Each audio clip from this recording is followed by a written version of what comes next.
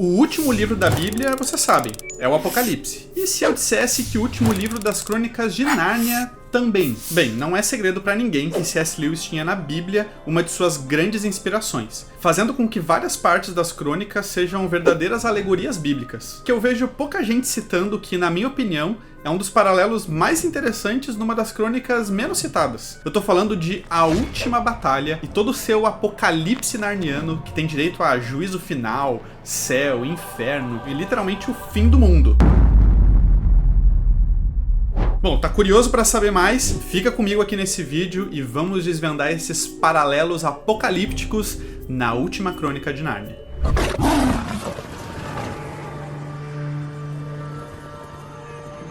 Está terminado.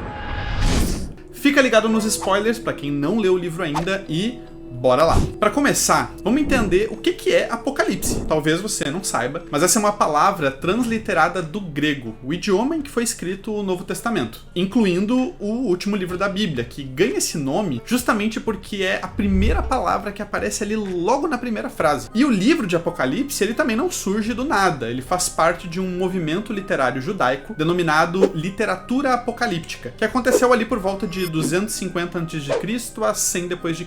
E esses textos compartilhavam algumas características em comum, como a descrição de visões e sonhos que comunicavam parte da revelação de Deus sobre esses planos dele pro fim dos tempos, e esse movimento bebe muito do profetismo, que veio um tempinho antes, que são aqueles livros da Bíblia que contêm várias profecias acerca do futuro. E aí aqui a gente já pode parar para identificar como Lewis gostava de trabalhar também com profecias nas crônicas. Por exemplo, lá no início, na ordem cronológica dos livros em O Sobrinho do Mago, Aslan alerta em tom profético a Polly e Digory sobre ameaças futuras que poderiam levar o nosso mundo ao seu fim. Ele diz assim: breve, muito breve, antes que vocês envelheçam, grandes nações em seu mundo serão governados por tiranos parecidos com a Imperatriz Jades, indiferentes à alegria, à justiça e ao perdão. Avisem seu mundo deste grande perigo. Bom, eu acho que a Polly e o Digory esqueceram de avisar, né? Ainda em O Sobrinho do Mago, Sharn é o mundo que a Jades destruiu ao usar a palavra execrável. Um dos sinais que esse mundo já estivesse no seu fim é o escurecimento do seu sol, que agora era vermelho e frio. Esse lance do sol escurecer é tipo um sinal padrão para todos os mundos de que o fim está perto.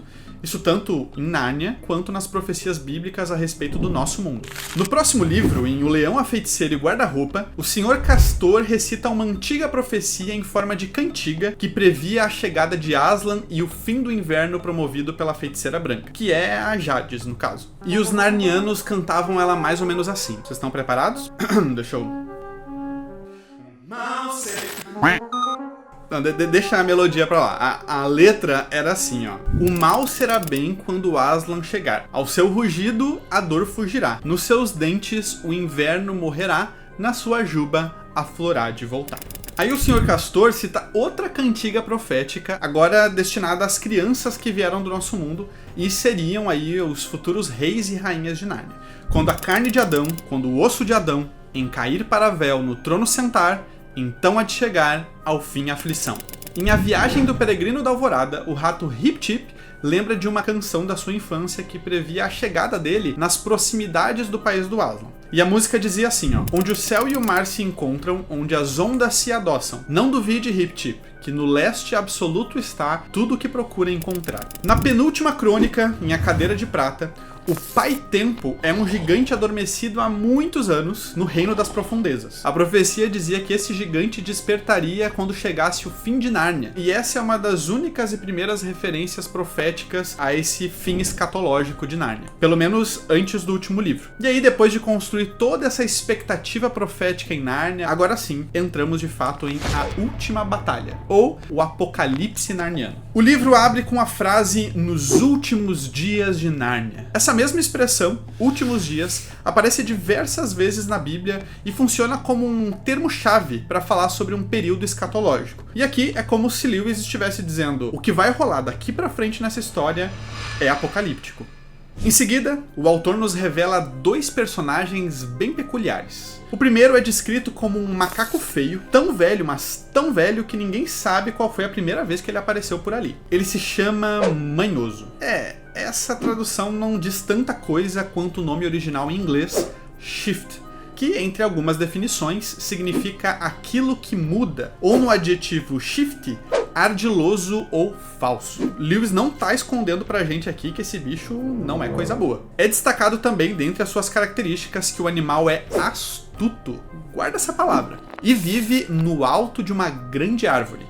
Eu sei que já tem gente juntando as pecinhas e sabe onde eu vou chegar. O cenário e o macaco estão se conectando diretamente com um episódio bem conhecido lá no início da Bíblia, lá em Gênesis 3, onde uma serpente, que é descrita como a mais astuta de todos os animais, essa é a palavra mesmo, e do alto de uma grande árvore, ardilosamente muda, shift, as palavras de Deus para enganar Eva, fazendo-a pecar ao comer o fruto proibido. Em Apocalipse 12, um dragão que representa o diabo é identificado com essa antiga serpente, tão velha quanto o macaco de Nárnia. O segundo personagem é o jumento confuso, o que até é coerente com o inglês puzzle. É dito que o único amigo, ou melhor, companhia do jumento é o macaco manhoso. Agora, por que amigo? Porque o macaco manhoso a toda hora inferioriza, manipula, chantageia o jumento confuso sempre que pode, fazendo ele acreditar que ter a sua amizade deveria ser considerado um privilégio. É o famoso relacionamento abusivo. A história começa então quando os dois encontram uma pele de leão boiando na queda de uma cachoeira perto de onde eles vivem. O macaco, é claro, manipula o jumento para ir lá pegar, mesmo que fosse muito mais fácil para ele, né, já que ele tem mãos e o jumento tem cascos. Aí quando o confuso traz a pele depois de quase morrer para conseguir pegar, o macaco costura e faz uma fantasia de leão para vestir o jumento com ela. E aí entra o grande plano de Manhoso. O jumento, fantasiado de leão, fingiria ser o Aslan, o criador e salvador de Nárnia que não aparecia naquelas terras há muito tempo. Enquanto isso, o macaco seria o seu porta-voz. É óbvio, né, que ele fez o jumento acreditar que seria burro demais para falar por conta própria, só o macaco que falaria. Assim que o jumento veste a pele, um trovão seguido de um terremoto assusta os dois. Confuso chega a alertar Manhoso de que aquilo seria um sinal para que eles não seguissem o plano.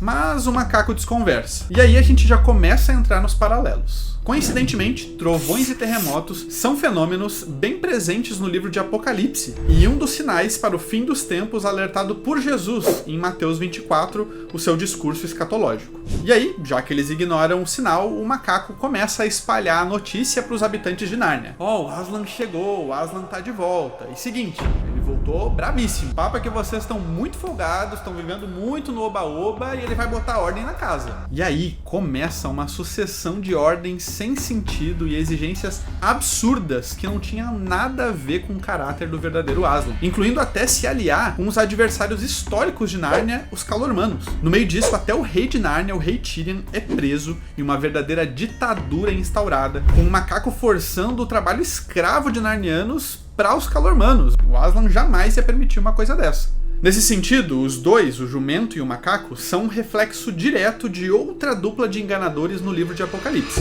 Tô falando do anticristo e do falso profeta. Confuso, o jumento vestido com a pele de leão, seria o anticristo, que na Bíblia pode se apresentar como alguém que vai tentar se passar pelo Messias. Por exemplo, ele aparece em Apocalipse 6 cavalgando um cavalo branco, igual o que vai aparecer lá no capítulo 19, só que agora é o próprio Jesus, o verdadeiro Messias, quem cavalga num cavalo branco. Bom, o mesmo Jesus lá em Mateus 24, que a gente já citou, alerta para que as pessoas tomassem cuidado com o aparecimento de falsos cristos nos últimos dias, que iriam tentar se passar por ele. Outro paralelo interessante é que o anticristo é mostrado também como uma besta que emerge do mar em Apocalipse 13. Da mesma forma, a pele de leão emerge da água e cobre o jumento, fazendo dele um anti-Aslan, vamos colocar assim. Do outro lado, temos o macaco manhoso, como o falso profeta, que em Apocalipse é uma espécie de porta-voz do anticristo. Ele promove sinais, milagres e com isso influencia, para não dizer ameaça, um monte de gente de todos os lugares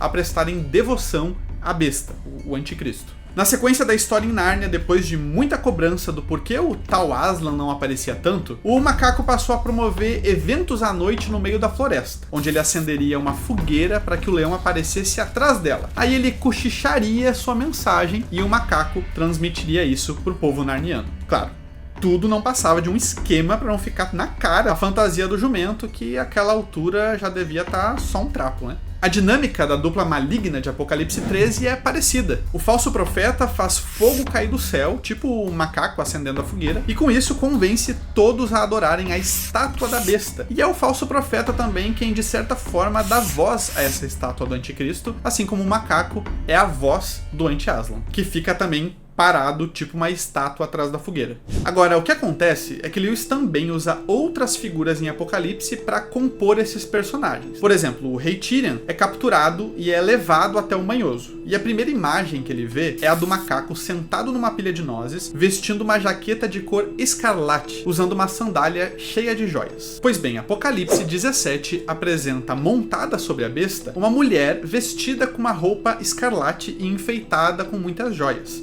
Ela é identificada como uma prostituta, chamada de a Grande Babilônia, o que na Bíblia tem uma conotação bem negativa. Mas de alguma forma ela tem uma relação tensa com a besta, já que no final do capítulo é dito que a besta, sobre quem ela está montada, ataca ela. E aí, quando a gente olha para a história de Lewis, de igual forma, a besta, quer dizer, o jumento, não está muito contente com tudo que o macaco está fazendo. Está montado em cima dele, usando e o manipulando, o que indica uma virada que vai acontecer lá no final. Quem dá cobertura para o macaco e tudo que ele está fazendo é o exército calormano com seu capitão Rishtha Tarkaan. E aí, para que os narnianos aceitassem, né, a presença dos calormanos ali, o Manhoso e o Tarkaan começam a pregar que o Aslan e o Tash, que é a maior divindade calormana, sempre foram o mesmo ser. São a mesma coisa, só que em culturas diferentes, diziam eles. Para reforçar essa ideia, eles até batizam o falso leão com um novo nome. Agora ele se chamaria Tashlan.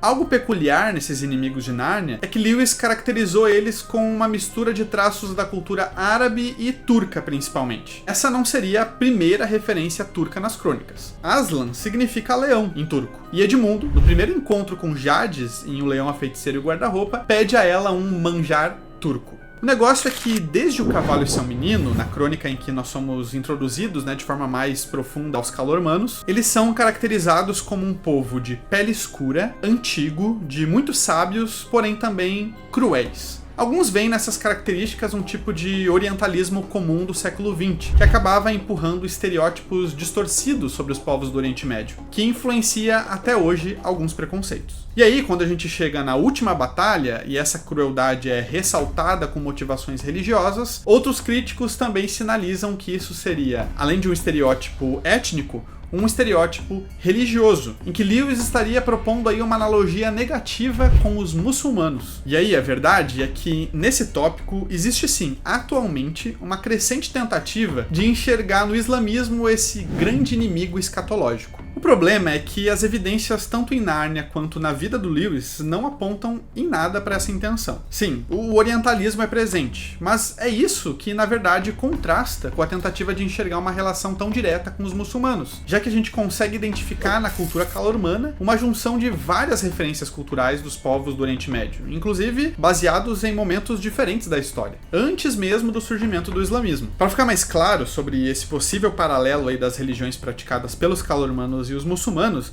a gente tem essas diferenças aqui, ó. Alá dos muçulmanos é a única divindade do Islã.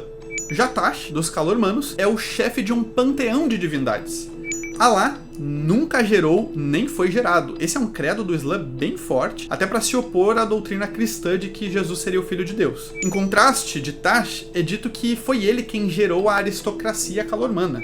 Alá não tem forma definida, ele é totalmente transcendente. Jatash é representado como um abutre humanoide de 4 braços, algo semelhante à divindade assíria Nisroch. No Islã, é proibida qualquer representação visual de Alá.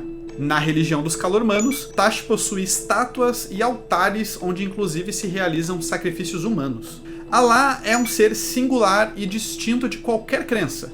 Tash, em A Última Batalha, mesmo que por interesses, é associado ao Aslan. Então, como a gente vê, a religião de Tash estaria muito mais ligada a um paganismo pré-islâmico do que qualquer outra coisa. Mas é claro, não dá para negar que tem sim alguma coisa da cultura islâmica em algumas frases, algumas outras características, mas de forma mais sutil. Sobre a vida de C.S. Lewis, obviamente, que como apologeta cristão, ele tinha suas críticas ao raciocínio islâmico. Mas isso não privou ele de falar, por exemplo, que, abre aspas, a fé iniciada por Maomé é forte, nobre e respeitável, ainda que equivocada. Além do mais, nas suas relações, o autor tinha queridos amigos que eram muçulmanos, e isso está bem documentado. Bom, voltando para Nárnia, num pedido de socorro a Aslan, o rei Tirian invoca Eustáquio e Dil, as crianças protagonistas de A Cadeira de Prata, que voltam agora para ajudar Nárnia nesse último livro. Elas aparecem, libertam Tirian e fogem, conseguindo ainda capturar o jumento confuso. Enquanto eles arquitetam um plano para derrotar o macaco e os calormanos, uma águia sobrevoa o grupo e comunica ao rei Tirian más notícias.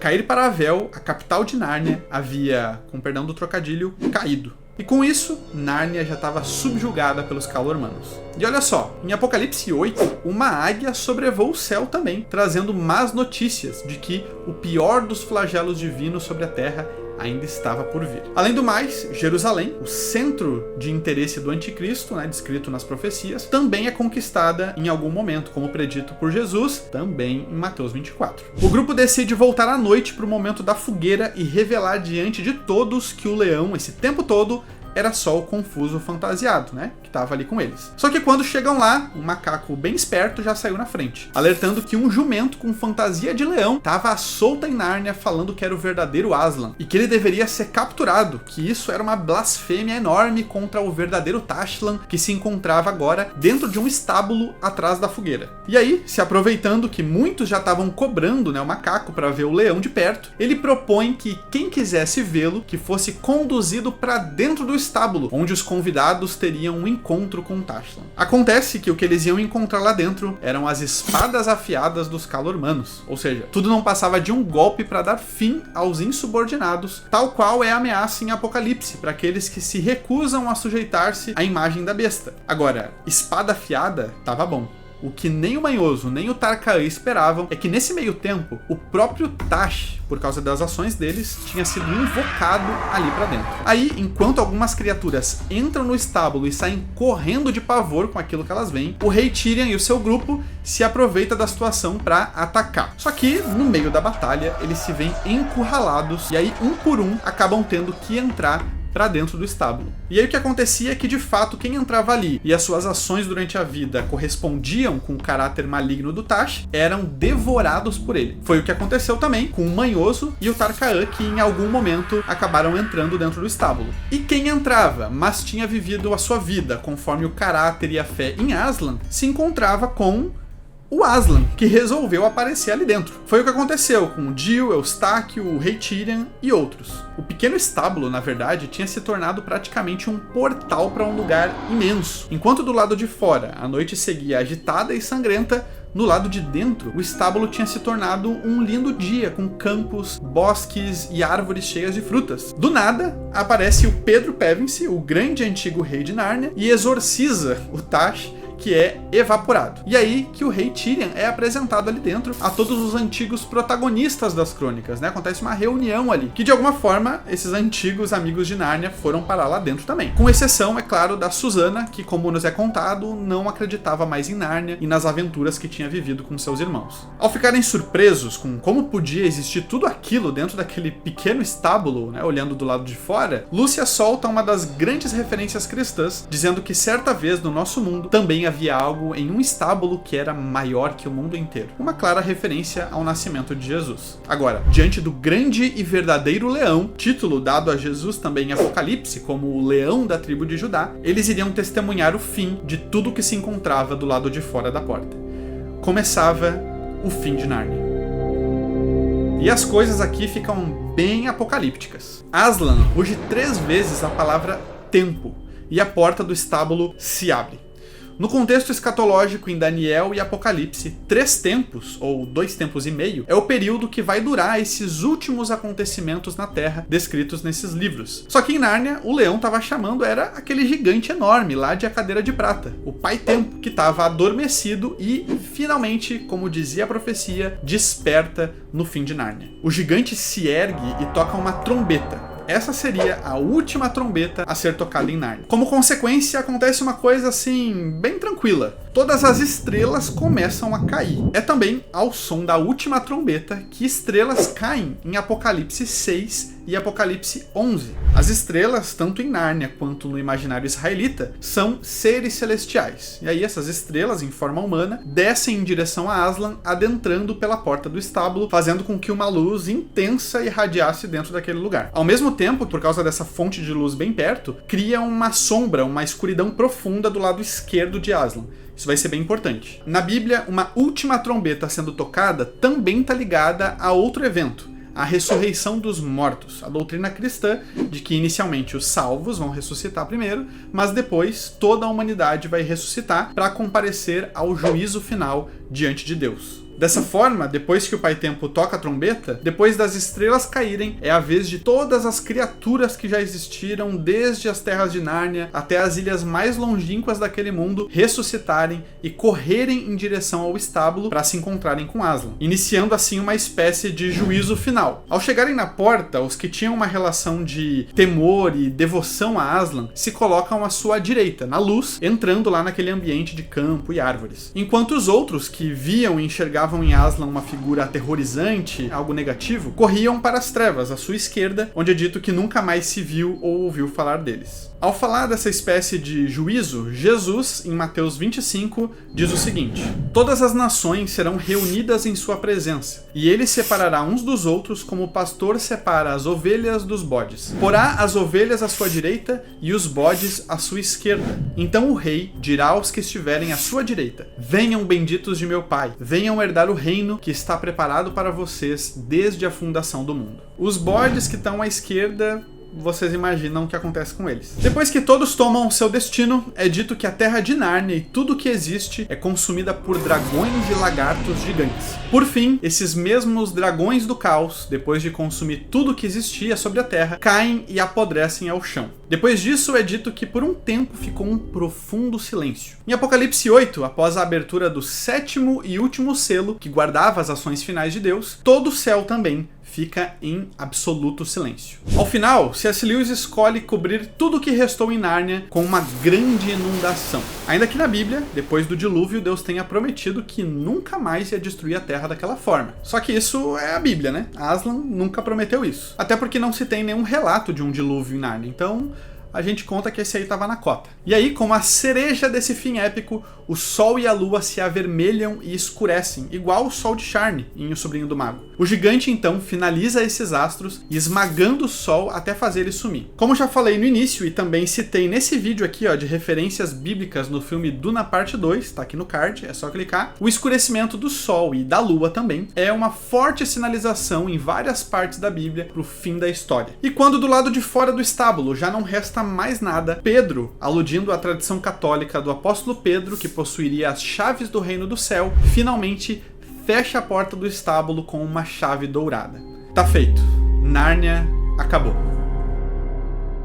Pelo menos a versão antiga. O que estava dentro do estábulo é, na verdade, uma nova Nárnia. O estábulo tinha servido apenas como uma passagem entre o antigo mundo, chamado agora de Terra das Sombras, para a rebatizada verdadeira Nárnia. Muito parecida com a anterior, porém infinitamente melhor, onde todos os amigos de Nárnia podem desfrutar das mais belas paisagens, frutas e fontes de água que eles jamais experimentaram na sua vida toda. A verdadeira Nárnia é um verdadeiro paraíso.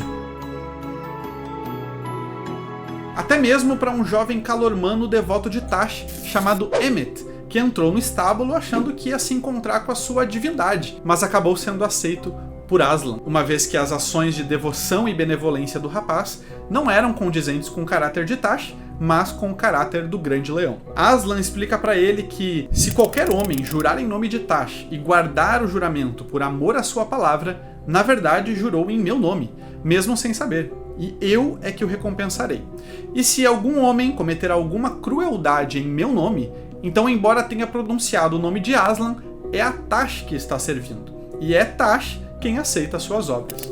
A gente encontra esse padrão na fala de Jesus em Mateus capítulo 7, onde ele diz: a árvore boa não pode produzir frutos maus, e a árvore má não pode produzir frutos bons. Nem todo que me diz Senhor, Senhor entrará no reino dos céus, mas aquele que faz a vontade de meu Pai que está nos céus. Muitos naquele dia vão me dizer: Senhor, Senhor, nós não profetizamos em seu nome? Em seu nome não expulsamos demônios? Em seu nome não fizemos muitos milagres? Então lhes direi claramente: eu nunca conheci vocês. Afastem-se de mim, vocês que praticam o mal. Emet significa verdade em hebraico, representando assim que sua fé verdadeira esse tempo todo, por mais que ele ignorasse, era em Aslan. Subindo até um jardim e adentrando os portais dourados do Palácio da Nova Nárnia, amigos antigos se reencontram, das mais antigas eras de Nárnia até as mais recentes. Todos os amigos de Aslan estão ali, vivos e bem. Jesus diz que no paraíso, no seu reino futuro, pessoas virão de todos os lugares para se sentarem à mesa com Abraão, Isaac e Jacó, ou seja, um grande banquete com muitos encontros e reencontros de pessoas ressuscitadas de todas as eras marcarão esse momento. Outro encontro inusitado foi o do jumento com o leão. E aqui uma pequena diferença. Enquanto o anticristo de Apocalipse é destruído pela espada do Messias, Confuso é inocentado e recebido no paraíso narniano. Paraíso esse que, na escrita de Lewis, como já deu para perceber, não é puramente espiritual, mas rico em sentidos, sensações e toque. Ninguém virou uma alma penada vagando entre as nuvens. Diferente do que muitos pensam, também a eternidade, como descrita na Bíblia, não vai ser um céu intangível. Esse céu, como muitos falam, é na verdade, de acordo com as escrituras, uma nova terra totalmente restaurada. Após explorarem Nárnia cada vez mais para dentro e cada vez mais longe e se surpreenderem com as novas terras ainda melhores e mais vivas que existiam enquanto eles avançavam, todos encontram Aslan, que curiosamente é dito que já não se parece mais com o leão. Não nos é informado com o que ele começou a se parecer, mas é de se imaginar que ele finalmente tenha se revelado como aquele que tem outro nome em nosso mundo. Depois de todas essas experiências incríveis, as crianças estavam com medo de que, assim como nas outras crônicas, Aslan mandasse elas de volta para casa. Mas ele as conforta, dizendo que não, porque não tinha mais para onde voltar. Diggory, Polly, Eustáquio, Jill e os irmãos Pevensey estavam todos juntos num trem antes de virem para Nárnia. E a verdade é que, nesse trem, todos haviam morrido num acidente. Eles descobrem que a verdadeira Nárnia se fundia com uma verdadeira Inglaterra também. E agora, a eternidade seria ao lado de Aslan, explorando a imensidão e a perfeição desses mundos de infinito prazer.